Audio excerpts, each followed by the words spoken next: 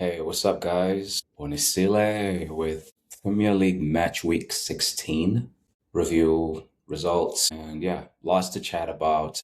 And I'm actually going to be watching the Manchester United match as soon as I'm done recording the podcast. I'll probably be keeping an eye as I watch now. But yeah, so Premier League Match Week 16, very good results for the chat for the champion type crew, like the teams that are chasing title ambitions, if you want to call it that.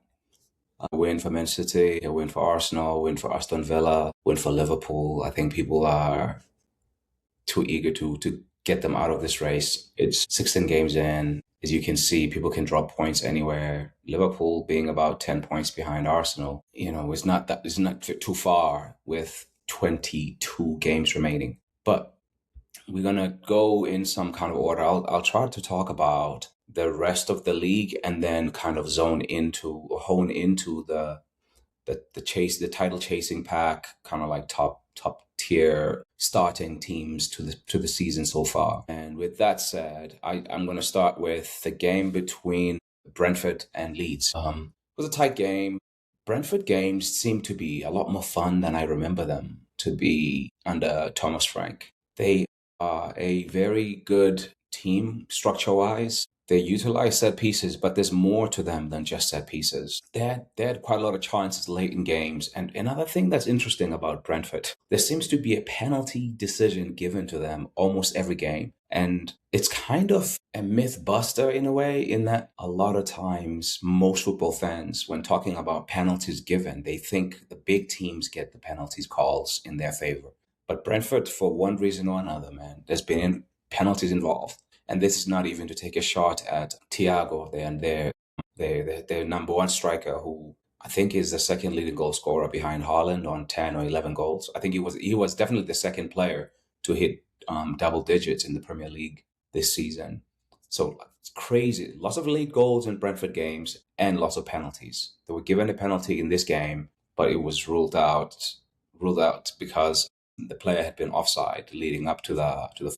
They get a late goal again, but a lot of their goals tend to come after the 75, 80th minute. They get a goal in this game in the 70th minute through Jordan Henderson to take a 1-0 lead. And, Henderson reminded people that in a ripe old age of 35, he can still play. And he has been actually a really good buy for them, almost like Granit Xhaka has been for Sunderland. But I'll give Xhaka almost a close shout right now for even like one of the best players of the Premier League season so far. But Jordan Henderson is having himself a season quietly at Brentford and definitely earning himself a flight to the United States for the World Cup next year. But Leeds had something to say in this game, and 10 minutes or so later, in the 82nd minute, Dominic Calvert-Lewin, who else, gets the goal for Leeds to make it 1-1, and there were no more goals after that. There was some late action drama. Ouattara could have gotten himself a goal. Leeds had a few good shouts. Leeds have been playing really well, and they've won one, drawn two in their last 3 games. So that's 5 points from 9. After all the talk about Daniel Farke getting the sack possibly, they've shown a good face over the last 3 game weeks, and they're a fun team, Leeds, to watch, and I think they're going to give a lot of teams problems when they go to Elland Road, their home ground. But they've traveled decently as well. They traveled in this game, for example, they traveled down to London to play against Brentford. And it was a properly contested game between two teams that are expected to be near the relegation battle. But I think both of these teams will like their chances the way they're playing right now. They will like their chances against the teams that are behind them, unless teams like Wolves start finding life immediately under Rob Edwards and some of the other teams below start showing a degree of consistency to scare them. I think Brentford and Leeds will like their chances to not be one of the 3 worst teams this season. The next game I'll talk about is Sunderland 1, Newcastle 0. This one was a feisty game, and it's typical of the Northeast derby, Newcastle area derby, Tyneside derby, whatever you want to call that area. And this game delivered in terms of physical competitiveness, edge, nastiness, couple of brawls here and there. But I want to say Sunderland. Sunderland were good. They were competitive. They were playing at home. It was a really intense game, but they were lucky, Sunderland, and I think the luck fell on their side in this game. And I say that not because I don't think they were good 11v11. I do think Brian Brobby not getting sent off meant that Sunderland were able to keep 11 players on the field. And fair play to the referees for not, letting the whistle decide the game. So that's two major pieces of luck. I think one of those yellows, the one yellow that was given was maybe leaning towards orange, and he has another foul that on its own is a yellow card. But he doesn't get given the yellow card and stays on the pitch. He doesn't score a goal or anything like that, but I think the fact that Sunderland were able to keep 11 players on the pitch and compete, because that's what they do at home. They give anybody a run for their money. Unfortunately, they're going to lose some players to AFCON, but they played really hard. And another stroke of luck was Voltemada scoring an own goal, the best one you will see in terms of, that own goal was a blinder. And Sunderland did enough to win the game because they were solid enough to keep a clean sheet, and they threatened Newcastle's goal, but Newcastle played well. I think it's hard for me to call who would have deserved to win this game, but maybe because the home team was Sunderland and they were really eager to show what's what, because this derby hasn't been played at the top level of English football, I think a decade at least since the last time this game was played. Next game, Aston Villa takes a 3-goal win again away to West Ham. This game was weird in the beginning. Aston Villa had horrific start to the game with West Ham basically robbing the ball through Fernandes off of Konsa. Scores from a really difficult angle, tight angle from the left side of the box, and he roofs it beautifully. And West Ham will find themselves 1-0 up within 30 seconds of starting the game. And then the game settled into an expected end-to-end type of game. Aston Villa, that's what they do. They play basketball. This Aston Villa team kind of reminds me of early Jurgen Klopp Liverpool, like that 2016 to 2018 Liverpool era. The first version of Liverpool conceded too many goals, straight after Brendan Rodgers. But then a season of Klopp at Liverpool, that Liverpool, the one that was beating teams all the time in basketball matches, that's what Villa are doing right now. And in Morgan Rodgers, they have themselves a talisman at age 23, a talisman who knows how to swing the game in the favor of his team. And Unai Emery and him are right now the two most important men at that club. Because Unai, you have to give credit to him for the masterful coaching job that he's doing in Aston Villa. But without Morgan Rodgers, I think it looks different. This kid does the hard yards for this team defensively. He knits play. He play makes. He finishes plays. He's everywhere. He's just ridiculously gifted. And with the frame that he has, that means he can also mix it up, with the best of them. It's kind of hard to know because he's been playing off the left in this Villa team. But he comes in, he plays like a number 10, he plays like a striker. He's given a free role. And I think, it's well-deserved for the most part that Villa have won 10 out of their last 11 games. 9 straight wins. And in those wins, 2 of them came against Manchester City and Arsenal. Both of them at Villa Park. But to win 9 straight in the Premier League, that's championship form. People talk about relegation form. This is championship form. Now, I don't think Aston Villa will win the Premier League, but people are going to have to start taking them seriously as a title contender with what they're doing. They've had definitely good fortune in terms of injuries and all of that. But my God, you can't be lucky this much. This is something good happening at Aston Villa. After the 5 games or so to start the season without a win, they've just taken off like a rocket. And the Premier League needs to watch out because they do have some nice, favorable games in the next little bit. The next 3 or so games are going to be a little bit difficult. It's Manchester United in there. It's Arsenal. It's Chelsea. I think it's United, Chelsea, then Arsenal. But after that, they start to have, again, another nice run of games. Problem is they're going to have to start traveling to some of the more difficult grounds. But Aston Villa are doing quite well. And, they equalize within 8 minutes of going behind here with Dino Mavropanos. And then West Ham takes a lead again through Jared Bowen. But West Ham are just not able to keep their goal from being scored again. They just can't keep goals out. And that they don't have the most prolific front line. So when you don't keep goals out and you don't have a prolific front line, you're going to be in trouble. You're going to be in trouble. And so they're going to have to tighten up a little bit more. They're gambling a little bit, and going a little loose, going for games, it can happen when you start getting some results, which is what happened after Nuno came in. But I think West Ham are going to probably need to take a more humble approach again.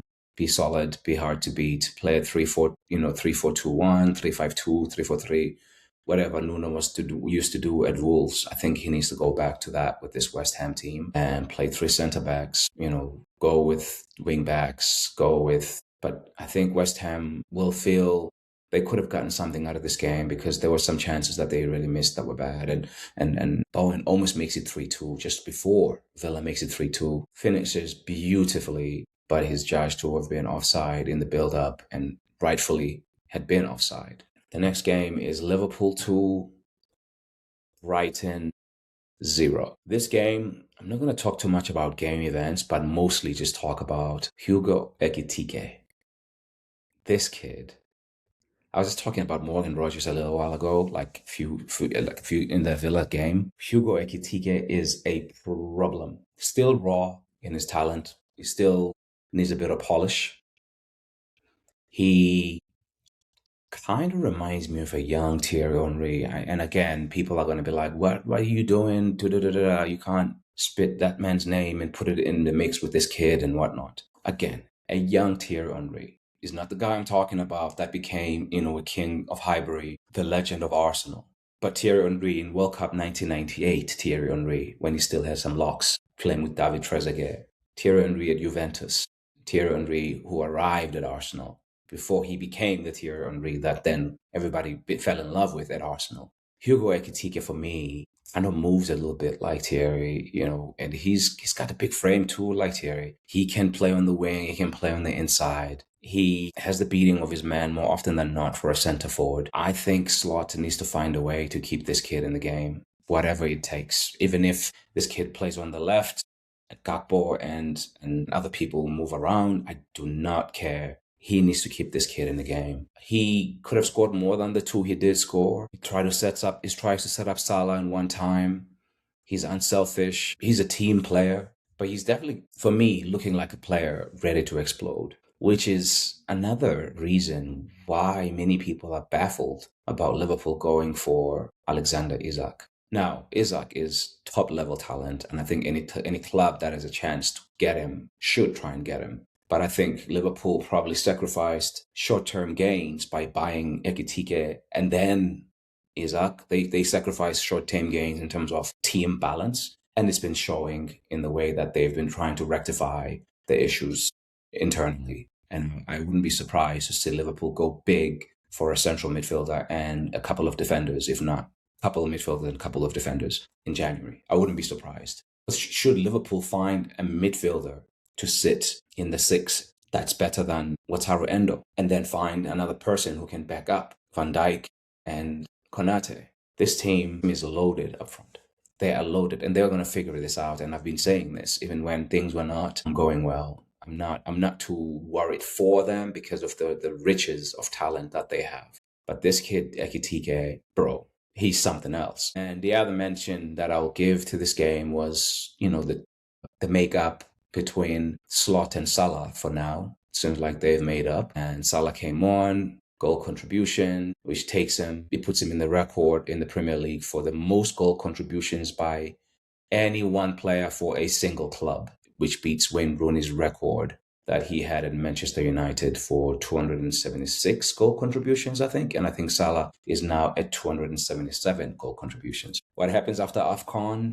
My suspicion is that Salah will finish the season with Liverpool. However, it's going to be hard to call, because the January window will open while Salah is away. There may be offers from Saudi. Liverpool could use the money because they spent a lot of money in the summer. And Salah could probably use a new start somewhere. I don't know if a deal of that size can be done quickly in January, but let's keep our eyes on that one. I think Mo Salah is a very proud man, rightfully so, for what he has been and who he has been in the game. But it's going to be hard to see that one ending well for both Salah and Liverpool beyond this summer.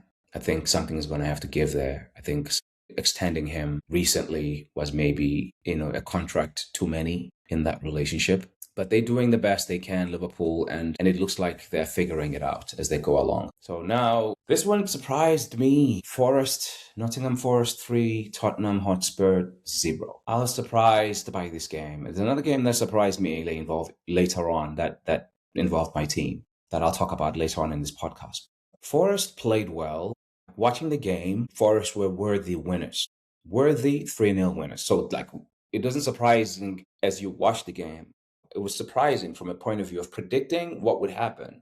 I was surprised at how flat Tottenham seemed to be for this game. And Callum Hudson-Odoi bagged himself a couple goals, and he was involved in all 3 goals. But for me, the main guy in this game was his midfield teammate, Ibrahim Sangare, who was also involved in all 3 goals with 2 assists and a goal for himself. The best goal of the game by a country mile. Thunderous strike, but that was the goal to make it 3-0. But my favorite plays from him was, him stealing the ball from Archie Gray to make the goal for Hudson-Odoi, him just basically being a monster in that midfield. And you remember, he's playing next to Elliot Anderson, who, is a player that I have been really, really impressed by this season, and a player that's probably going to be doing big things in the game. But in the midfield with all of those other players there, for him to have been the standout midfielder and probably the best player in the game for the day,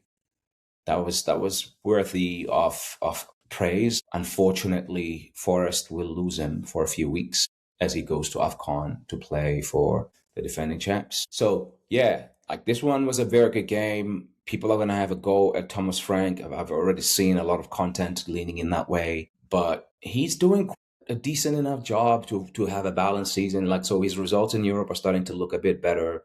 He's patching things up, but it's slower than, if I was a Spurs fan, I would be as well unhappy with the inconsistencies. I would be unhappy with the level of apathy I saw in this game.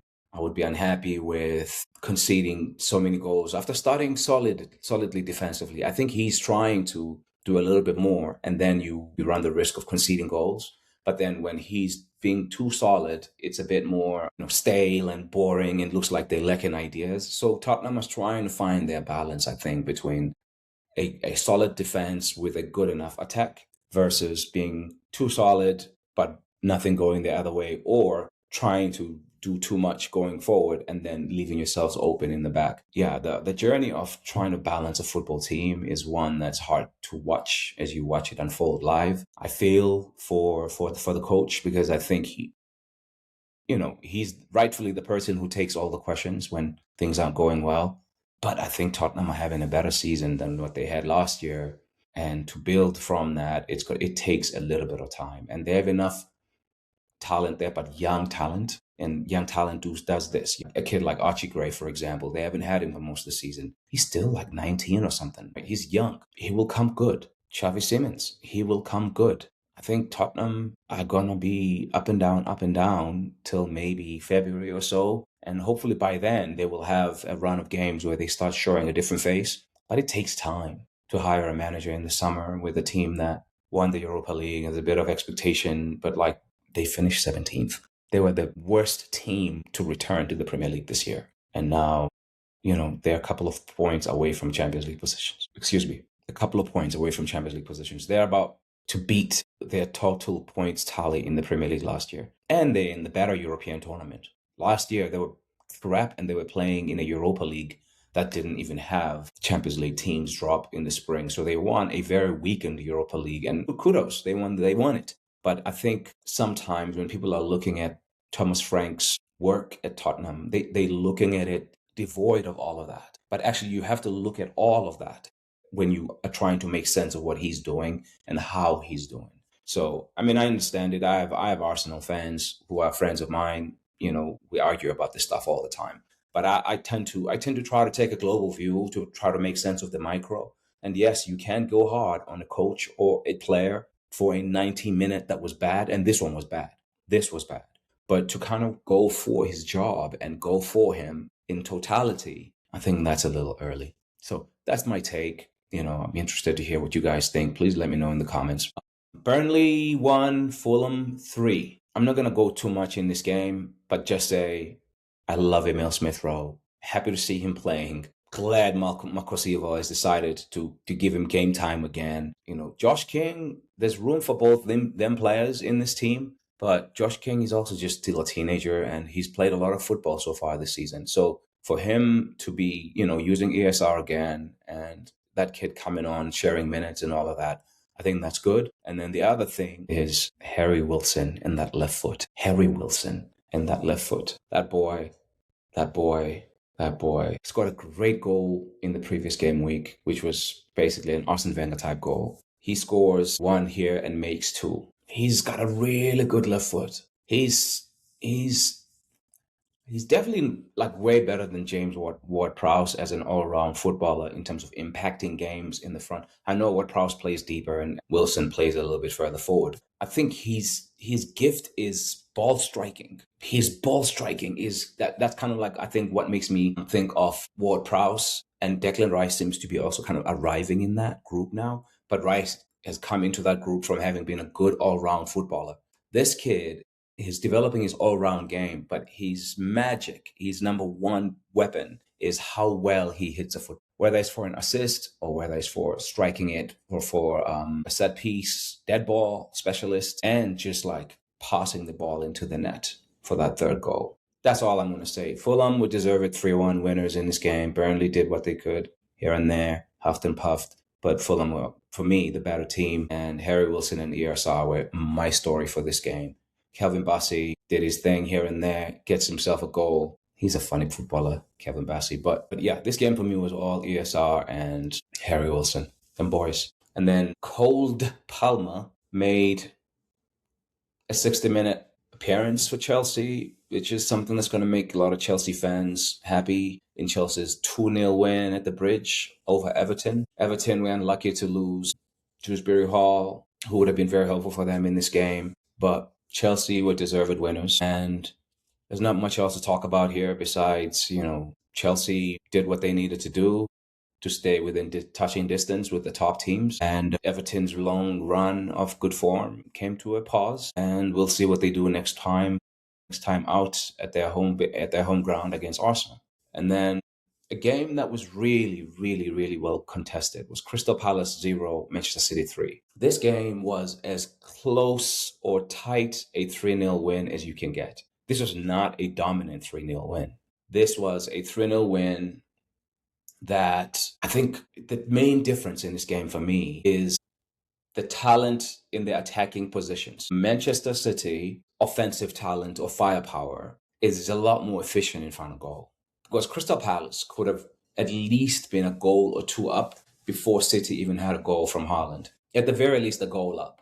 Yeremy Pino played with his foot a couple of times. Saw missed. Sometimes they didn't even work the goalkeeper.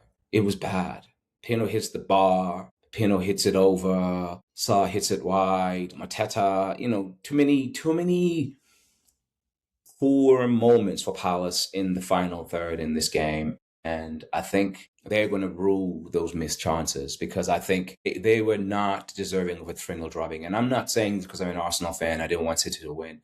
I think City deserved to win because they made the big moments count in their favor. And Manchester United just scored 1-0 against Bournemouth. So they made their big moments count.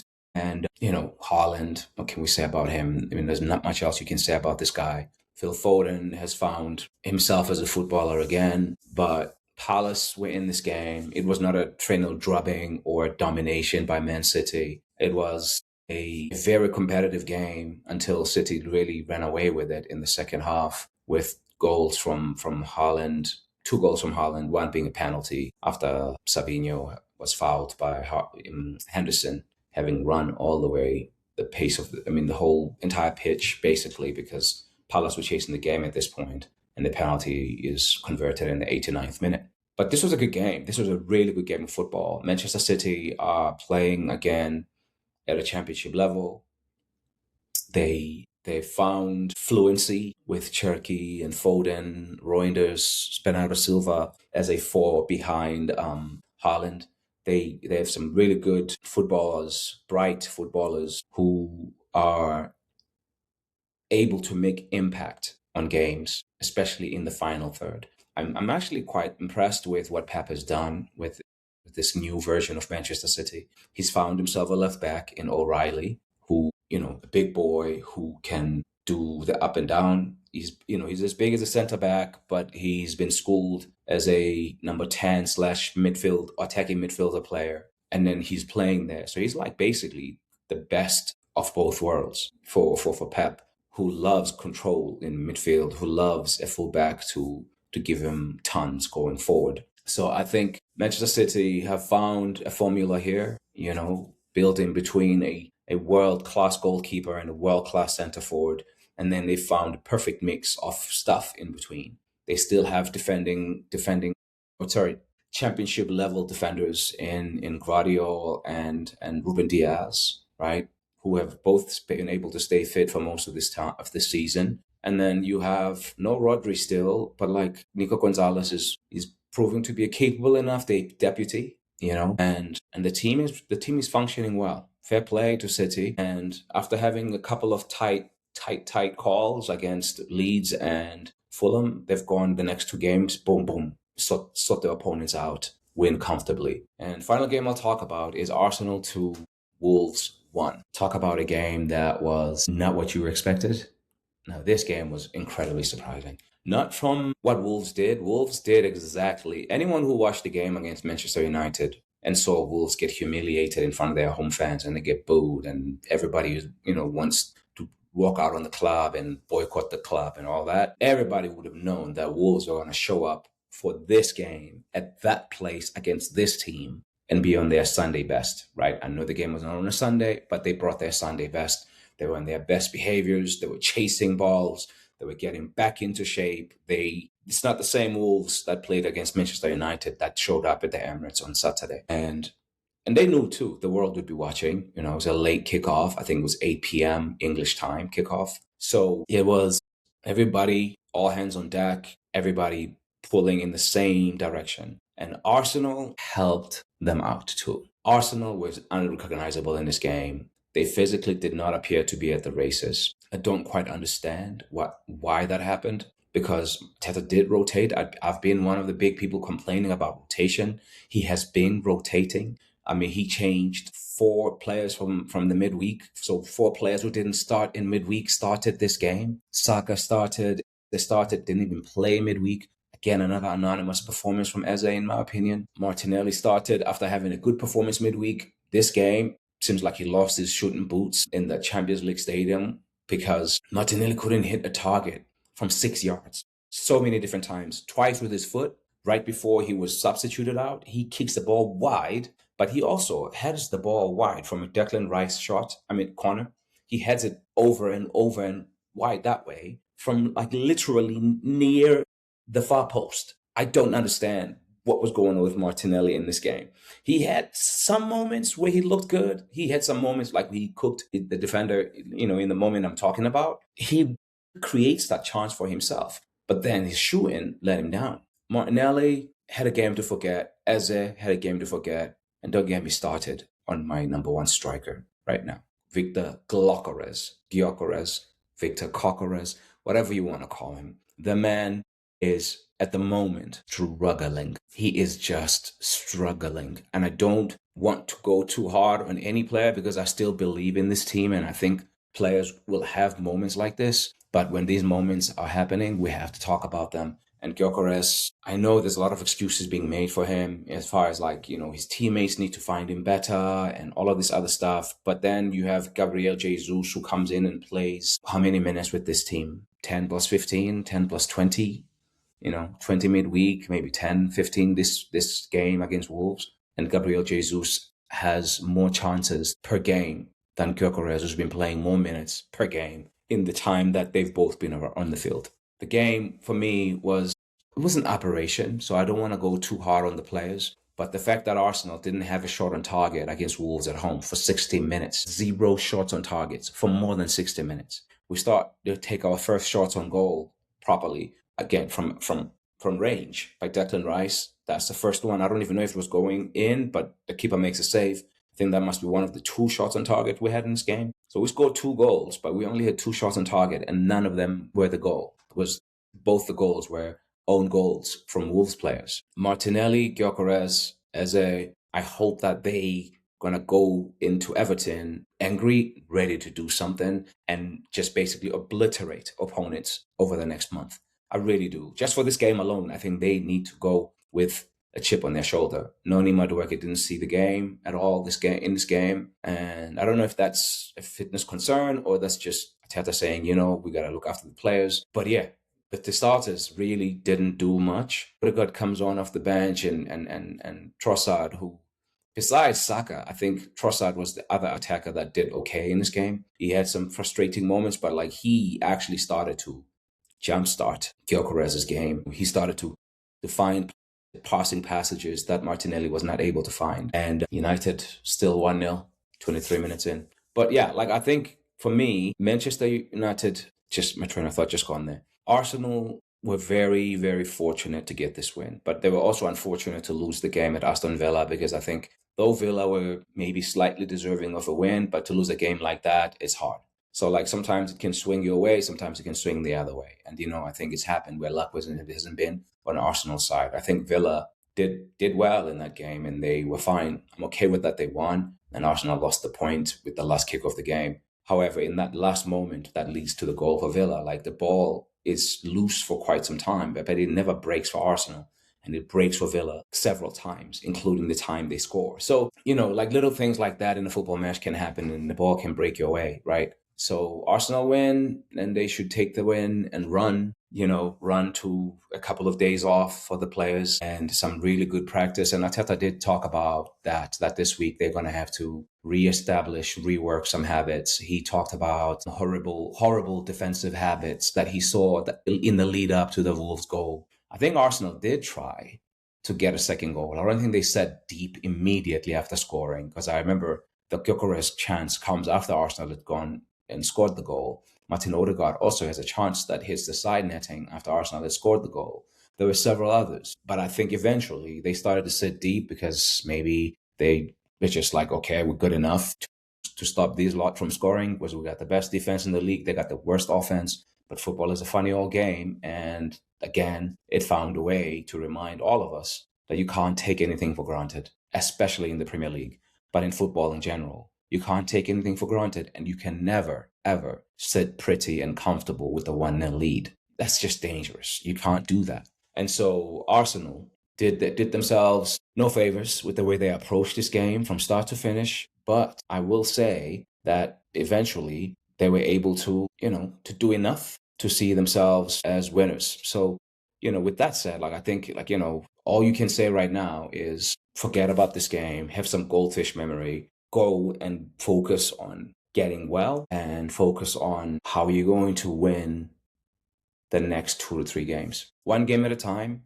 but try to win the next 2 to 3 games. You have to now string at least wins in all of your home games. I don't care how strong your opponent is. Aston Villa are coming to town, you have to beat them now because they beat you at their house. Liverpool are coming to town, you have to beat them now because they beat you at their house. Both of those games, you lose to those teams, both of them are closing the gap on you, which is why I'm not counting Liverpool out. Because if we drop points between now and when we play Liverpool, by the time we play to them, and if we don't win and they beat us at our place, then the points difference could be 3 or 4 points between us and Liverpool. It could be. And you don't want that. You don't want to be 3 points away from Liverpool after they've given you such a good head start for you to have a good run on them. So get your stuff together, Arsenal. Sort yourselves out. And then you can go into late January with players back. Hopefully by that time, Gabriel, Mosquera are back, and you've lost maybe, one player, because Ben White is out now again. That's the other thing with Arsenal that's annoying this season,